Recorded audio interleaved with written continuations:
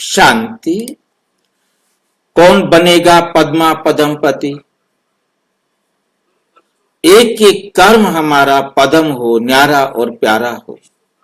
ऐसे न्यारे और प्यारे कर्म को करने के लिए परमात्म ज्ञान का मंथन बहुत बहुत जरूरी है, जो हमें सत्य और श्रेष्ठ मार्ग पर चलने में साथ दे सकता है। आज हम चर्चा करेंगे स्वेच्छा से देह त्याग और जीव घात। जैसे अभी जैन मुनि ने अपने शरीर को स्व इच्छा से त्याग किया, जीव घात किया। अब ये पुण्य आत्मा और पाप आत्मा का अंतर, स्वेच्छा से देह त्याग और जीव घात, इसको दूसरा नाम दिया है पुण्य आत्मा और पाप आत्मा का अंतर। क्या ये करना चाहिए या नहीं करना चाहिए, या क्यों होता है, क्या होता है ये? इसके लिए स्वेच्छा से देह त्याग का अर्थ, सतयुग में देह त्याग का विधि विधान जिम्मेदारियों को पूर्ण करके सबकी जानकारी में देह का त्याग। नंबर 2, शांति और संतोष की भावना के साथ देह त्याग। नंबर 3, अपने कर्म और धर्म का पालन करते हुए समय आने पर देह त्याग। ये हमारा हो गया देह को त्याग करने के लिए 3 रूप। जीव घात का अर्थ वह है देह का त्याग करना। अब दूसरा है जीव घात का अर्थ, मानसिक तनाव या दबाव के कारण देह का त्याग करना। जिम्मेदारियों से भागने का प्रयास करके अपने देह का त्याग कर देना। कोई भी प्रॉब्लम आ गई, मुसीबत आ गई, कष्ट आ गए, उनसे बचने के लिए जिम्मेदारियों को सामना कर नहीं सकता, इसलिए वो क्या करता है, देह का त्याग करता है।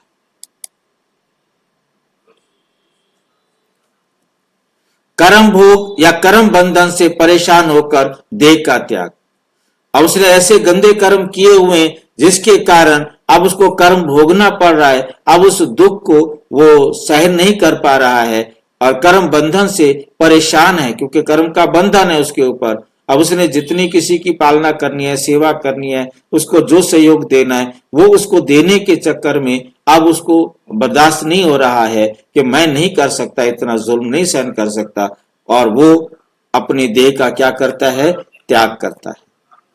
चोरी छिपे या दूसरों को दुखी करके मतलब अपने देह का क्या करता है, त्याग करता है। देह के त्याग करने के हमने 2 रूप देखे। इन दोनों रूपों में कोई भी बात स्पष्ट ना हो तो आप देखें, क्योंकि देह त्याग करने का एक तो सतयुग में होता है कि हम स्व इच्छा से देह त्याग करते हैं, और एक मतलब अपने आप को हम संसार में एडजस्ट नहीं कर पाते, दुखी हो जाते हैं किसी के भी कारण से, उसमें निमित्त कोई भी बने, परंतु देह का त्याग तो करते हैं ना, और खुद ही जाकर के अपने शरीर को खत्म कर देते हैं, तरीका कोई भी अपनाया गया हो।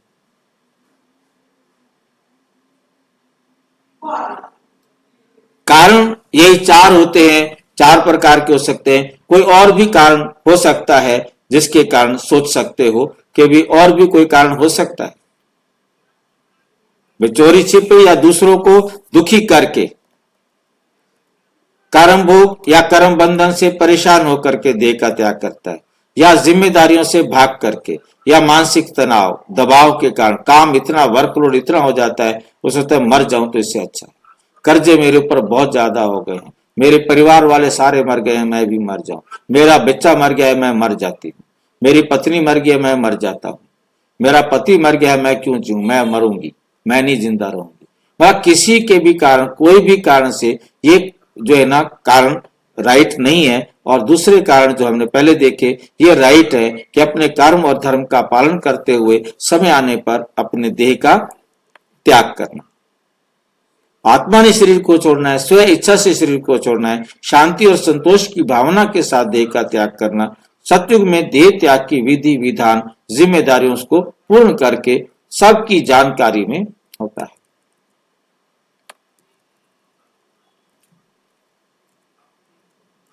अब पुण्य आत्मा और पाप आत्मा का भेद।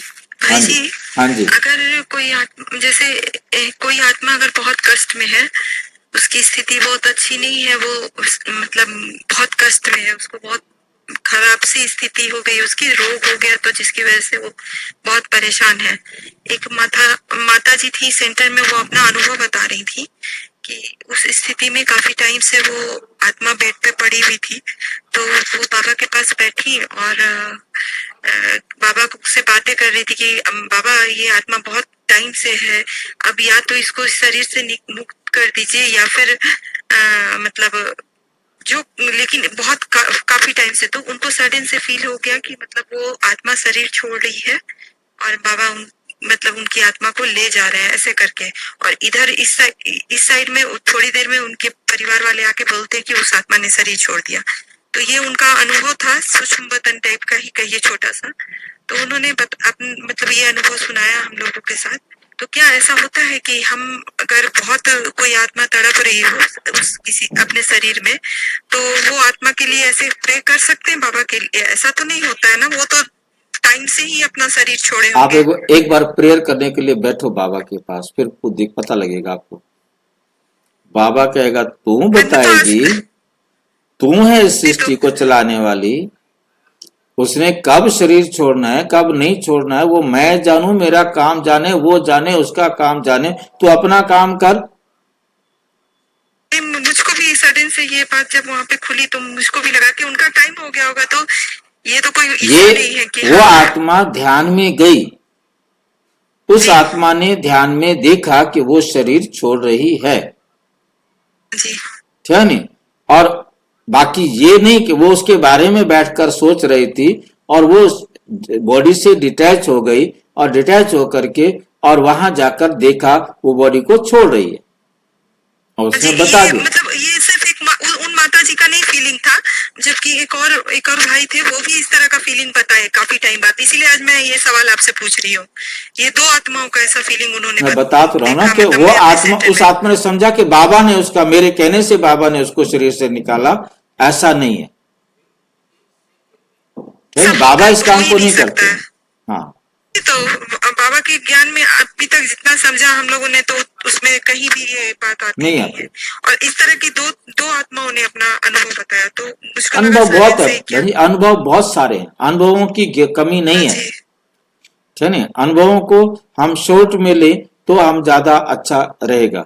अनुभव सीधा सा है, सिंपल सा, कि आत्मा ने शरीर को छोड़ा, चाहे वो दुखी थी या सुखी थी। बस हमारा टॉपिक ये है कि आत्मा ने शरीर छोड़ना है।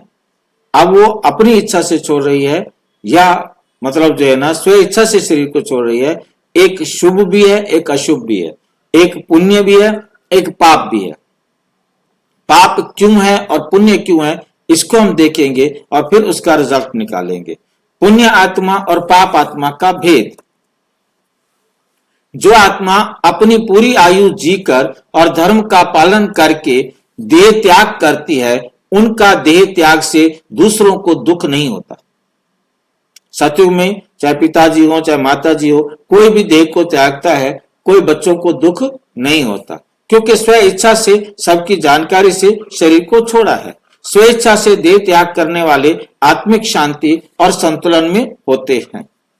पाप आत्मा, जो आत्मा अपने जीवन के संघर्ष और परेशानियों से क्या हो जाते हैं, परेशान हो जाते हैं, हार हो जाते हैं, हार जाते हैं, हार मान करके जीवघात करते हैं, डिप्रेशन में जाकर के जीवघात करते हैं, तो दुखी होकर कर रहे हैं ना। उनके कृत्य से परिवार, समाज और अन्य लोग दुखी होते हैं। जिम्मेदारियों से विमुख होकर और बिना धर्म का पालन किए देह त्याग करना, क्या कहेंगे इसको? पाप आत्मा। अब हम इन दो बातों पर विचार करें कि इन बात, ये जो दो बातें हैं, ये कहां तक राइट है, कहां तक रॉन्ग है। आत्मा सबको दुखी छोड़ करके क्यों मर रही है? ये पाप क्यों कर रही है? क्यों कर रहे ये पाप? के पीछे मेरी पत्नी दुखी रहे, मेरा पति दुखी रहे, मेरे बच्चे दुखी रहे, मेरी मां दुखी रहे, मेरा प्यारा कोई भी है। अकाउंट पूरा हुआ, उनका कार्मिक अकाउंट पूरा हुआ, वो इसलिए अपना शरीर छोड़ कर निकल गए आगे आगे की जर्नी के लिए। वो दुखी है तो अपने कर्मों के कारण दुखी है। बिल्कुल। जो पीछे दुखी हैं वो अपने कर्मों के कारण दुखी हैं, वो उसके कारण दुखी नहीं है। उस आत्मा का तो पार्ट ही यही था, उसका तो सुख व दुख का हिसाब ही इतना था। वो उनको दुख देकर के नहीं जा रहा है, वो दुख अपने ही कर्मों के हिसाब से ले रहे हैं। उसने तो शरीर छोड़ा और जाकर के दूसरा शरीर लिया, जैसा उसका कार्मिक अकाउंट था, जिनके साथ उनका कार्मिक अकाउंट था उसके पास जाकर के उसने शरीर ले लेना। क्योंकि आत्मा ने किसी भी कारण से शरीर छोड़े, चाहे वो एक्सीडेंट हो, चाहे वो बीमारी हो, चाहे वो आत्महत्या हो, कारण कोई भी हो, विधि कोई भी हो, आत्मा ने शरीर छोड़ना है, उससे पहले उसका गर्भ तैयार है। ये ड्रामा में पार्ट है। उसने उसी सेकंड उसी स्थान पर शरीर छोड़ना है, समय से पहले, 1 सेकंड पहले और लेट शरीर छोड़ नहीं सकता, बहाना या नियम कोई भी हो, तरीका कोई भी हो, विधि कोई भी हो, उसने अपने एक्यूरेट टाइम पर ड्रामा अनुसार शरीर को छोड़ना है। और उसके पीछे वालों को अपने कर्म अनुसार दुख लेना है, किसी और के कर्म के अनुसार दुख नहीं लेना, अपने कर्मों के अनुसार से उसने दुख लेना है। इस बात को हमें बहुत बहुत अच्छी तरह से समझना है। इसमें कोई डाउट है तो पूछो, क्योंकि हम ये कहते हैं दोषी कोई है ही नहीं, हम किसी को दोष दे नहीं सकते। ड्रामा में उस आत्मा ने उसी टाइम पर शरीर छोड़ना था, चाहे किसी ने भी उसके ऊपर जुल्म किए हो, चाहे किसी ने कुछ, जिसने भी उसके साथ जो भी किया, मान लो उसका लूट लिया, उसको धोखा दे दिया, अब वो धोखा दे दिया, उसको बेईमानी कर ली, उसके साथ ठगी कर ली, अब वो उस धोखे को नहीं सहन कर सका और उसने आत्महत्या कर ली, जीवघात कर दिया उसने। कारण तो कोई भी हो सकता है ना, किसी के चले जाने के कारण, किसी भी अभाव के कारण उसने अपने आप को जीना ठीक नहीं समझा, अपने आप को मर जाना ही उचित समझा। ये एक बहाना है कि उसने मर जाना उचित समझा, बल्कि उसका समय आ गया था, उसके ऊपर सारी जिम्मेवारियां थी, उन सारी जिम्मेवारियों को पूरा नहीं करके गया। वो कहते हैं कि मेरे साथ वायदे किए कि हमने ये काम करने, ये करने, ये करने, अब वो तो चला गया, मैं कैसे कर सकती हूँ काम को, अब सारी जिम्मेवारियां छोड़कर चला गया, ये तो गलत हुआ है ना, मेरे साथ धोखा किया है ना, या धोखा भगवान ने किया या धोखा उसने किया है। ना परमात्मा ने कोई धोखा किया, ना उस आत्मा ने धोखा किया। जो कुछ भी हुआ वो उसके ड्रामा के अनुसार, उसके पार्ट के अनुसार, उसके रोल के अनुसार हुआ है। हर आत्मा इस संसार के अंदर जो भी पार्ट बजा रही है वो एक्यूरेट बजा रही है, अपने पार्ट में गलती कर नहीं सकती, रोल यही है। कलयुग में सभी आत्माओं का अपना पार्ट है, जो भी पार्ट है विलियन का पार्ट है, दुख देने वाला पार्ट है। तो जैसा, इसीलिए तो इसका नाम कलयुग है। कलयुग में जैसा पार्ट है वैसे आत्माएं पार्ट बजाएंगी, सतयुग में जैसा पार्ट है सतयुग में वो वैसा पार्ट बजाएंगी। सतयुग में उनका पार्ट है कि स्व इच्छा से शरीर को छोड़े, और कलयुग में उनका पार्ट है कि रो रो करके शरीर छोड़े, दुखी होकर के शरीर छोड़े। स्व इच्छा से शरीर नहीं छोड़ पाते हैं तो एक्सीडेंट से छोड़ते हैं, मर्डर करने से छोड़ते हैं, या तो कोई किसी का एक्सीडेंट कर देता है या मर्डर कर देता है, या बीमारी आकर शरीर छुड़ाती है और कुछ भी नहीं होता तो फिर कोई ना कोई ट्रेन से, बस से, ऊपर से कूद कर, या कोई भी पॉइजन लेकर, या कोई और विधि अडॉप्ट करके वो अपने शरीर को घात करते। वो भी उनके कर्मों के हिसाब से है, उन्होंने जो करना है वही करेंगे। ये नहीं कि उसने मतलब क्या बोलते हैं फांसी लगाकर मरने की बजाय वो जहर ले ले, ऐसा नहीं हो सकता। हर एक के साथ कारण है। वो पॉइजन लेना है तो उसका पॉइजन कहां तैयार हुआ, कहां कहां से बिकता हुआ, मेन होलसेलर से रिटेलर के पास, और कैसे कैसे वो उस तक पहुंचा, उसका सामान कहां से चल रहा था, पहले से तैयार होकर चल रहा था। ये सब कुछ ड्रामा में था। वो पॉइजन लेगा, वो पॉइजन जाके उसके शरीर के अंगों को डैमेज करेगा, फिर उसके देह का अंत होगा। उसके लिए वो बिना डॉक्टरों को कर्जा दिए भी देह का अंत कर सकता है, नहीं तो लाखों करोड़ों रुपया डॉक्टरों को कर्जा देने के बाद भी देह का अंत करेगा। तुरंत भी हो सकता है, लेट भी हो सकता है। ये जो कुछ भी होना है वो सारा कुछ एक्यूरेट ड्रामा के अनुसार होना है। उसमें ना उस आत्मा के शरीर छोड़ने वाली आत्मा का पार्ट है, शरीर की हत्या करने वाली आत्मा का पार्ट है, या जिसने उसका मर्डर किया है ना उसका पार्ट है, दोष है, ना परमात्मा का दोष है, किसी भी आत्मा का दोष नहीं है। ये ड्रामा में होनी होकर रहे, अनहोनी ना होए।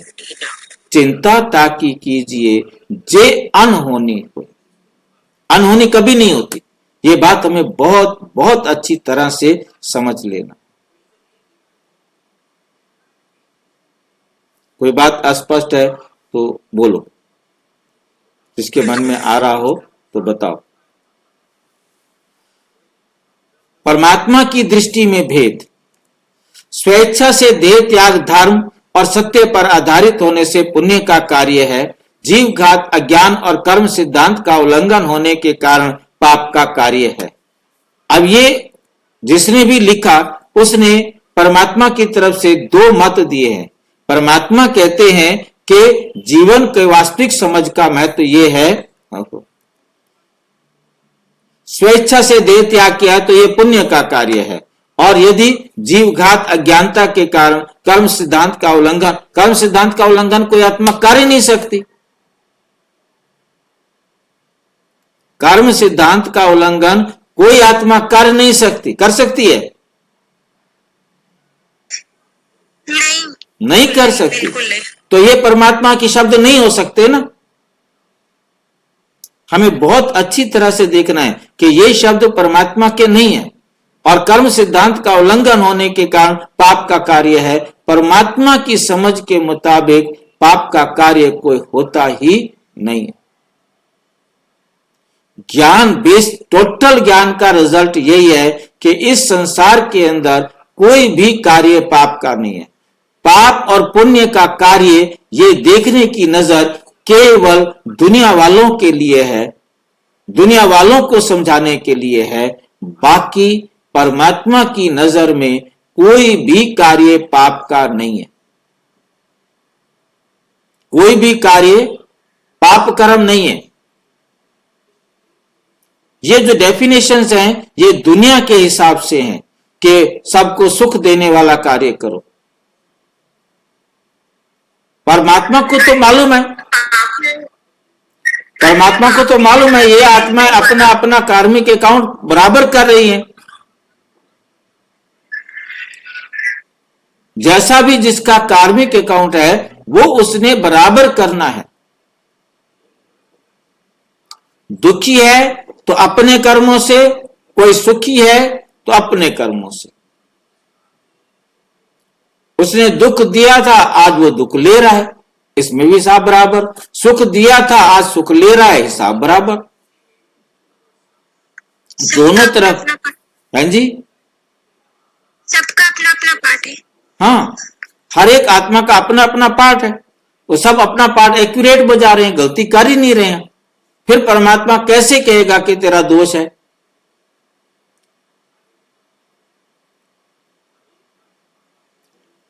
परमात्मा कैसे कहेगा कि तुम्हारा दोष है? तुम्हारा पार्ट ही ऐसा है। तुमने अपने पार्ट के अनुसार एक्यूरेट पार्ट बजाया है, इसलिए उसे पाप कर्म भी नहीं कह सकते। परमात्मा भी किसी कर्म को पाप कर्म नहीं कह सकते। जीवन की वास्तविक समझ का महत्व। कर्म भोग और जीवन की जिम्मेदारियों का सही ज्ञान। मेरा ही कर्म भोग है, मैंने जिनको दुख दिया था वो मुझे दुख दे रहे हैं, सुख दिया था वो सुख दे रहे हैं। जीवन की जिम्मेदारियों का सही ज्ञान, परमात्मा के मार्गदर्शन में जीवन जीने की प्रेरणा। साक्षी होकर के देखो कि संसार में जो कुछ भी हो रहा है वो एक्यूरेट हो रहा है, तब आप क्या बन सकते हैं? फरिश्ता बन सकते हैं। ये ज्ञान हमें हर प्रकार के दुख से एकदम मुक्त करता है। अब ना दुख दो ना दुख लो, सुख दो और सुख लो, इस पर विशेष महत्व दिया है। तो हमने दुख नहीं देना, दुख लेना भी नहीं है, सुख देना है, सुख लेना है। ये बात की पॉइंट हमें समझ में आ जाए तो हम अपने आप में कभी भी दुखी नहीं हो सकते, क्योंकि दुख लेना मेरा कर्म है और दुख लेना भी मेरे हाथ में है। मैं दुख ना लूं, मैं दुख ना दूं, सबको सुख दूं, सबको सुख लूं, ये मेरे हाथ में है। ये चार बातें मेरे हाथ में हैं। जो चार बातें अपने हाथ में पकड़ ले तो वो सारे ज्ञान का निचोड़ समझ सकता है।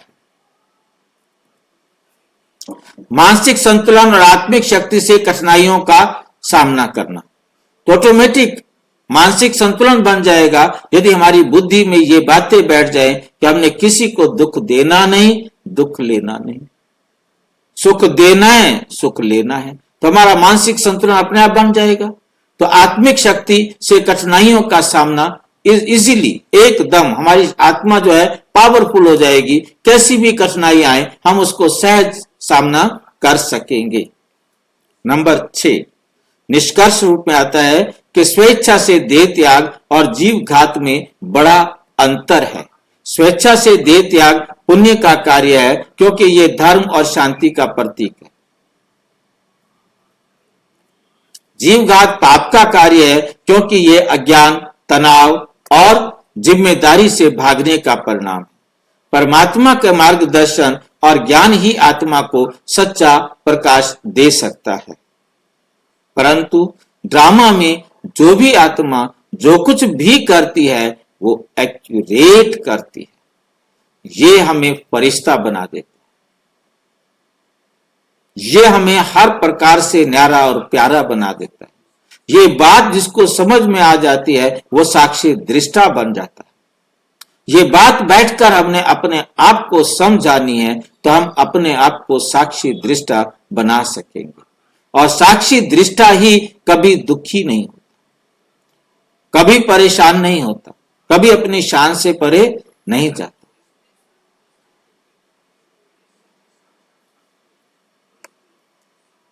अच्छा, ओम शांति।